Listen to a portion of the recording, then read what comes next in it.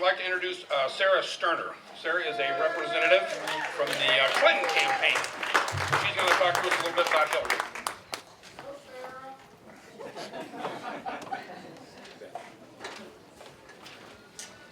Oh, a little bit high here. Hello, my name is Sarah Sterner, and I'm an organizer here in Story County for Hillary for Iowa. I'm so excited to be here with you all this evening. As I'm sure everyone in this room knows, we are just 9 days out from the Iowa caucus, and you all have a really unique and special responsibility of being the first caucus in the nation, and I know that everyone here takes that extremely seriously. That's why we're all here today. In 9 days, you have the chance to make your voice heard and to keep the country moving forward instead of allowing Republicans to take us back and roll back all the progress that President Obama has made. And I've been out here in Iowa since last April. Can't believe it, but it's been a while because I know that Hillary Clinton is the fighter that we need to be our next president. Hillary has been fighting for families her whole life because she has always believed that when families are strong, America is strong. She's outlined concrete plans in this campaign to create good-paying jobs, lower the cost of prescription drugs, make college more affordable, and make sure women finally get equal pay.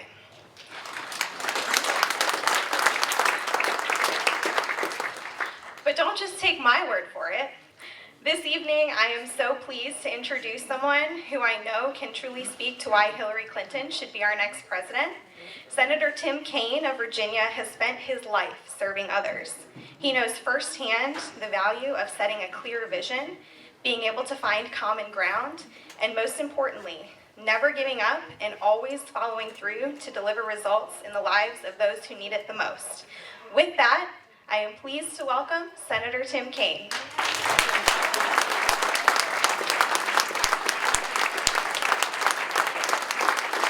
How about another round for Sarah and for all the volunteers and everybody who's doing such a great job.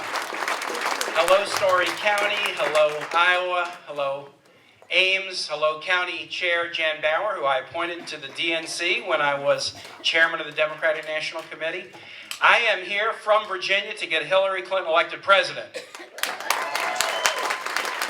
I'm also here because the weather in Iowa is a lot better than Virginia this weekend. I mean, bluntly, if I'm honest. It really is a treat to be here. I grew up in Kansas City, went to the University of Missouri, had friends from Maquoketa and Charles City coming up. I have an aunt who long deceased, Aunt Gertrude, and Uncle Claude, who are from Fort Madison. Used to visit as kids. And I love coming out to Iowa, and I especially love coming out before the caucus because this is a unique tradition. You guys are first, and you're first for a reason. And it really is a treat to come and be here. How about a round of applause for Will and Jim for their strong comments on behalf of Will's dad and on behalf of Bernie Sanders. Jim stole a line of mine when he said, when we watch the Democratic debates, no matter who we're supporting, we're going to be really proud that we have top quality public servants who are laying out a vision, who aren't about the entertainment factor or tearing each other down like on the other side. And I'm so happy to be here with you guys. And I also have a very special guest with me, my spiritual guru and speech coach, Minnesota Senator Amy Klobuchar, who is right here and a strong Hillary Clinton supporter as well. I support Hillary Clinton for 3 reasons, and let me tell you what they are. Character, issues, and results. Character, issues, and results. Let me start with character. Those of us in politics, you know, we become kind of figures in the entertainment industry. And a lot of negative ads get run, et cetera, et cetera. So what I do when I'm working with people in politics is I try to see what motivates them. And I try to see if it's been consistent over a long period of time. In fact, consistent from before they were even in politics. Hillary Clinton, Bernie Sanders, Martin O'Malley, I know them all very well. Hillary, I know her because when I was the mayor of Richmond, she was First Lady and we were working with the Clinton administration on public safety issues. When I was Lieutenant Governor and Governor of Virginia, She was on the Armed Services Committee doing great work for military families, and that's really important to us. When I was national chair and senator, she was Secretary of State, our nation's chief diplomat, and I got to work with her and see her in that capacity as a member of the Senate Foreign Relations Committee. I know Martin O'Malley really well. We were mayors of similar nearby cities, Baltimore and Richmond, at the same time. Then we were governors at the same time of Virginia, Maryland. We worked on a lot of issues together. He's a friend and he's a good man, and I care deeply about him. I know Bernie Sanders well. Bernie and I are on the Budget Committee together in the Senate. We work closely together. I have deep respect for him. I know Ted Cruz. We're on the Armed Services Committee. I know Marco Rubio. We're on the Foreign Relations Committee. I know Rand Paul. We're on a committee together. I have never met Donald Trump, but I know Donald Trump, folks. I think we all know Donald Trump. So you got to look at these people and ask about character. And I'll tell you, I look at Hillary Clinton, and here's how she appears to me. Midwest Methodist Church kid. That's where it goes back to. If you read about Hillary, you will read in Illinois when she grew up, she had a wonderful youth group minister at her Methodist church who opened her eyes to the world beyond the suburbs of Chicago, to the plight of migrant workers, to the plight of low-income families. And from that beginning, this has been consistent throughout. When she was First Lady of Arkansas and of the U.S., she was doing all kinds of things to empower women and families. Before she was First Lady, Children's Legal Defense Fund, legal aid organizations fighting for children and families. When she was a senator, I know, fought on the Armed Services Committee for military families. When she was Secretary of State, she did something that no secretary had ever done, which was make the empowerment of women and families broadly defined, a fundamental part of American foreign policy, trying to help other nations succeed. This is a consistent part of her life from her very first days as a young kid, and that should give us a confidence about the kind of president she'll be. She'll focus on those issues and her desire to help others coming out of that background. Character. Issues. We can talk about a lot of issues. I'll just talk about a couple, and I'll put them in two buckets: the issues at home and the issues abroad. The issues at home. Hillary knows, and all of our candidates do a good job of laying it out, that we got an economy that works for some and not for everybody. And so how do you create opportunities? And what Hillary knows, and why I like her on the economy, is I think she knows that you got to grow the economy, not just regulate the economy. Regulating the economy is fine, regulations are fine, but you don't regulate to regulate. You're going to create opportunity by growing the economy, and that's why Hillary's for pre-K education. That's why she's for ending the crushing debt of student loans and expanding infrastructure investments. You grow the economy and you give people the skills to succeed in the world economy, and that's an important position. Rock solid supporter of immigration reform. I was a missionary in Central America 31 years ago, and to me that's just pretty darn fundamental that you support and you understand the need for immigration reform, and Hillary's been rock solid for it. Here's one that's really important to me personally. She believes strongly in gun safety and standing up to the gun manufacturers. When I got elected to City Council in Richmond, we had the second highest homicide rate in the United States. And I went to too many crime scenes, and I went to too many funerals, and I went to too many church basements like this to sit with crime victim support groups. And we had to stand up and make our city safer, and one of the ways we did it was with common sense gun rules.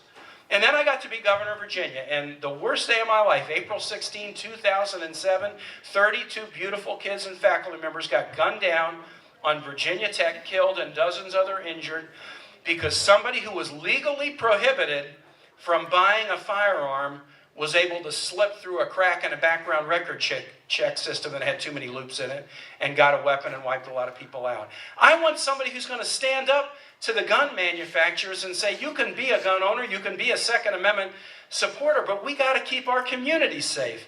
And Hillary has shown a willingness to do that again and again and again, and it's going to take somebody tough to get that done, and she's that person. Equal pay, raising the minimum wage, paid family leave. On the issues that are issues at home, she's right. And she'll do the things that will build on the success of President Obama and move us forward. Then there's the issues abroad. And these are important. Diplomacy. Isn't it great to have a president of the United States who is doing diplomacy for a change after 8 years of the Bush administration? American strength is about military strength, sure, but it's also about diplomatic strength. And we've had a president who has been willing to say, we've been frozen and locked down with Cuba for 50 years, but you know what? Maybe there's a better chapter with Cuba. We've been frozen and locked down with Iran for 40 years, and while there's no guarantee, maybe we should try diplomacy and see if there's a better chapter. And when this president decided, after the Bush administration, to reinvigorate diplomacy again, who did he pick? Who did he pick as his chief diplomat to lay the foundation for those successes? He picked Secretary Hillary Clinton, because she could walk into any room in the world and immediately command the respect of that room because of her stature and gravitas. I want a president who knows diplomacy and who knows that America leads when we lead with diplomacy. I'll tell you what else I want on the issues abroad. I want a president who understands and appreciates the service and sacrifice of our men and women in uniform. I come from Virginia. We're a real military state. I'm one of 2 senators that have a child in the military. This matters to me, but I know it matters to you. It matters to you. And I don't know if you watched the last Republican debate. I can't even watch them. I can't even watch them. But I watched them replayed the next day, and the current front runner on the Republican side said, and I quote, "The American military is a disaster." That's Donald Trump, who's leading on the Republican Party, who wants to be commander-in-chief, quote, "The American military is a disaster." 1.6 million people have volunteered to serve and keep us safe in dangerous places. Another 1 million to 1.5 million guardsmen and women here in Iowa and states like Virginia. And we got a guy who's speaking about them with contempt and disrespect. Hillary Clinton was a strong member of the Armed Services Committee in the Senate. Senator McCain, our chair, he's not going to vote for her, but he has said again and again how much respect he has for Hillary, how much respect he had for how hard she worked and the work that she did in mastering the details. With Hillary, we would never need to worry about a president's appreciation for the sacrifice that our people in uniform make. So, character and issues, and let's finish, and then I'll close with results. We got a lot of good candidates running. You know, and I kind of feel like I've been a city councilman and mayor and a lieutenant governor and a national party chair and a senator. I cannot keep a job, folks. I can't keep a job. But by doing those jobs for 21 years, I think I can kind of look at these candidates and know what it takes to be successful. And since I know so many of them personally, I can not only talk about the traits of the job, I think I can look and analyze the character and the likelihood that somebody will not just have the right position, but be able to have the right position and then move the needle forward. And I'll just tell you, I love Bernie and I love Martin. But in terms of being able to move things forward, I just think Hillary Clinton is head and shoulders above anybody running in terms of her ability to get results and deliver and make things happen. And she's fearless. When she fought for the first version of health care reform under the Clinton administration and didn't get it because the Republicans fought against her, she then turned around as First Lady and got the CHIP program passed to do health insurance for low-income kids. I couldn't get the whole thing. Let me at least make sure that we can make sure that kids are covered. So many colleagues in the Senate, and Amy and others who've been here, the senators who have endorsed, they've endorsed Hillary. Again, we love these candidates who are running our side, but those senators who have endorsed Hillary. Why? Because we know how gridlocked it is. We know how challenging it is. We've watched the Republicans say from day one, we'll do anything we can to stop President Obama from being successful. And we know how tough it's going to be. But we've endorsed because we want to have the person in place who's not only right on the issues, but has commanded the respect of people enough so that we have a chance of pulling together and do the things this country needs. So, that's the reason I support Hillary. Character, issues, and she's the one who will get us results. Last thing I'll say is this. This isn't a reason I support her, but it's a reason I'm doubly excited once I decided to support her. I want to make history with Hillary Clinton. I want this country to finally elect a woman to be president. I mean, is that so bizarre? Is that such a challenge? We pat ourselves in the back in this country for the things that we do well, but we got to have the courage to look in the mirror about the things we don't do well. You know the United States is 75th in the world in the percentage of women who are in our national legislature or parliament, 75th in the world. 19% of Congress is women, and that's at the high point. Wow, we've gotten all the way to 19%. Iraq is 27%. Afghanistan is 28%. Rwanda is 64%. The United States is 19%. That is abysmal. That is abysmal. Just like your strong advocacy and support for President Obama helped him win, and it opened up passive opportunity for a lot of people who could never have seen themselves in that office. The election of Hillary Clinton will do the same thing. So I'll just say this. Let's make history as a nation. And history will be made in November, I'm convinced, but history starts on February 1. Making history starts on February 1, right here in Iowa, with the most grassroots, the most kind of emblematic tradition that calls us back to the grassroots politics that this country is known for. So let's do all we can. Let's turn out strong. Let's start making history on February 1. And thanks so much for having me tonight.